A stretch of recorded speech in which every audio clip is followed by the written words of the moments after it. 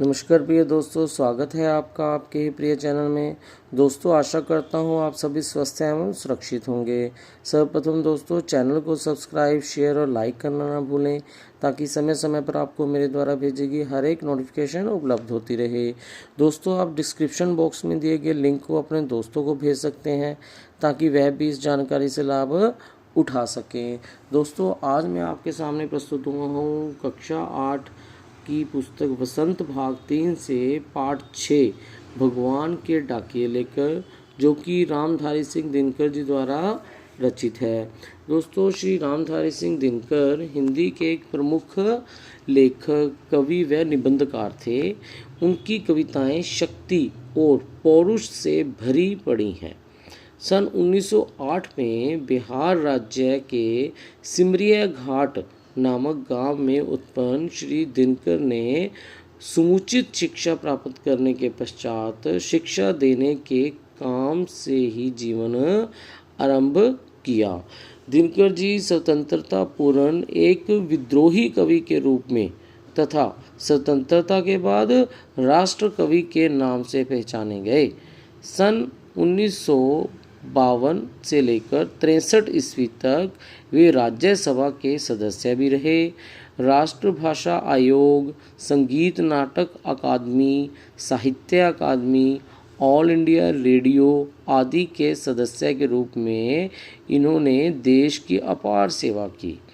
उनकी सेवाओं के फलस्वरूप भारत सरकार ने उन्हें पद्म भूषण से भी सम्मानित किया। इनका निधन 1974 में हुआ। इनकी कुछ प्रमुख रचनाएं हैं, जिनमें काव्य संग्रह में रेणुका, हुंकार, रसवंती, गीत सामधेनी, बापू, इतिहास के आंसू, धूप और धुआं, दिल्ली, नीम के पत्ते, नील कुसुम, चक्रवाल, सीप और शंख, नए सुभाषित, मिट्टी की ओर, मृति तिलक, कोयला और कवित्व, धूप छाँव, परशुराम की प्रतिज्ञा आदि, परशुराम की प्रतीक्षा आदि जो हैं, इनकी प्रमुख काव्य संग्रह थे। खंड काव्य भी इन्होंने लिखे, प्रणभंग, रश्मिरथी और कुरुक्षेत्र। जो प्रस्तुत कविता है, यह भी इनके द्वारा रचित एक संदेशात्मक कविता है। इस कविता में कवि ने बादल और पक्षियों को भगवान के डाकिये कहा है। वे डाकिये जो संदेशों को लाने और ले जाने का काम करते हैं। तो दोस्तों, शुरू करेंगे पाठ 6 भगवान के डाकिये। पक्षी और बादल ये भगवान के डाकिये हैं, जो एक महादेश से दूसरे महादेश को जाते हैं। हम तो समझ नहीं पाते हैं, मगर उनकी लाई चिट्ठियाँ पेड़, पौधे, पानी और पहाड़ बाँचते हैं। तो दोस्तों, महादेश किसे कहते हैं? महादेश का अर्थ है यहाँ पर कोई बड़ा देश। बाँचना, बाँचना क्या अर्थ है? पढ़ना। अगर हम प्रसंग में कहें तो जो प्रस्तुत पद्यांश हमारी हिंदी की पाठ्य पुस्तक वसंत में संकलित भगवान के डाकिये नामक कविता से लिया गया है। इसके कवि रामधारी सिंह दिनकर हैं। उन्होंने कविता में पक्षी और बादल को भगवान के डाकिये के रूप में वर्णित किया है। यहाँ कवि ने इनके द्वारा संदेशों को एक स्थान से दूसरे स्थान पर भेजने की बात कही है। अगर इन पंक्तियों की व्याख्या करें तो दिनकर जी हिंदी साहित्य के श्रेष्ठ कवियों में से एक हैं। इस कविता में उन्होंने कहा है कि प्रकृति के दो तत्व, पक्षी और बादल, ईश्वर के डाकिये हैं। ये संदेशों को एक देश से दूसरे देश तक लाने व ले जाने का कार्य करते हैं।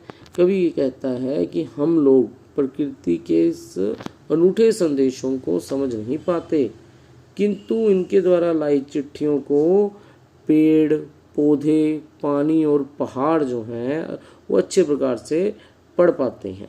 सभी चिड़ियों के चहकते पर पौधे खिल उठते हैं, बादलों के आने पर पेड़ झूमने लग जाते हैं। तो आगे देखिए अन्य पंक्तियों में क्या कह रहे हैं वो।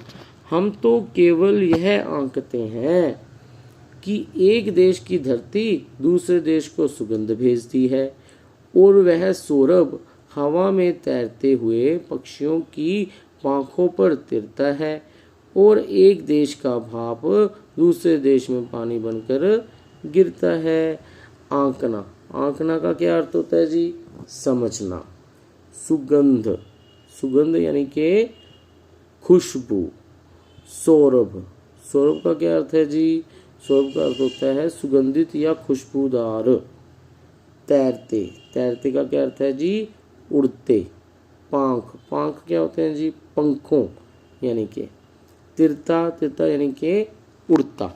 प्रसंग में हम लिख सकते हैं कि प्रस्तुत पंक्तियां हमारी हिंदी की पाठ्य पुस्तक वसंत में संकलित भगवान के डाकिये नामक कविता से ली गई हैं। इस में कवि रामधारी सिंह दिनकर हैं। उन्होंने इस कविता की रचना समाज को प्रेरणा और मानवता का उपदेश देने के लिए की है। कवि ने यहाँ सुगंधित हवा को पक्षियों के पंखों पर तैरते हुए चित्रित किया है।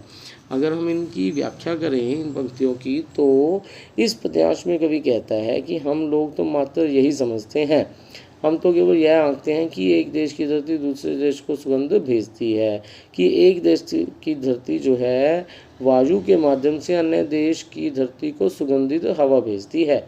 यह सुगंध हवा में तैरते हुए पक्षियों के पंखों पर तैरती है। इसी प्रकार एक देश की भाप पानी बनकर दूसरे देश में गिरने लगती है। इन पंक्तियों के माध्यम से कवि ने बहुत ही गूढ़ बात कही है। उसके अनुसार प्रकृति किसी से भेदभाव नहीं करती। जल हमारी मूलभूत जरूरतों में से एक है। उसके लिए अक्सर दो देशों या राज्यों में विवाद उत्पन्न हो जाते हैं। यदि बादलों और पक्षियों के लिए मानवता के संदेश को सही तरीके से समझा जाए तो हम कई विवादों का क्या है, हल निकाल सकते हैं। तो दोस्तों, ये थी कविता भगवान के डाकिये। इसके आगे कुछ कविता से के प्रश्न हैं, पाठ से आगे के अनुमान और कल्पना के हैं और कुछ शब्दार्थ हैं। अगर हम देखें तो इस कविता का उद्देश्य क्या है? भगवान के डाकिये जो कविता का मूल उद्देश्य है, विश्व में भाईचारे और बंधुत्व की भावना का विकास करना। कवि संसार से भेदभाव को पूर्णतः समाप्त कर देना चाहता है। वह सभी को प्रेम, सद्भाव और एकता के सूत्र में सभी को बांधना चाहता है। इसलिए कवि ने पक्षी और बादल को साधन बनाकर अपनी बातों को बड़ी सरलता के साथ प्रकट किया है। कवि प्रत्येक स्थान पर प्रेम सुगंध भेजकर चारों ओर तरफ वातावरण जो है सुगंधित बना देना चाहता है। तो दोस्तों, यह थी कविता भगवान के डाकिये। आशा करता हूँ आपको पंक्तियों के अर्थों को समझने में आसानी हुई होगी। दोस्तों, अगर आपकी तरफ से किसी प्रकार की कोई सजेशन है तो कमेंट बॉक्स में ज़रूर लिखें। चैनल को सब्सक्राइब, शेयर और लाइक करना ना भूलें। धन्यवाद।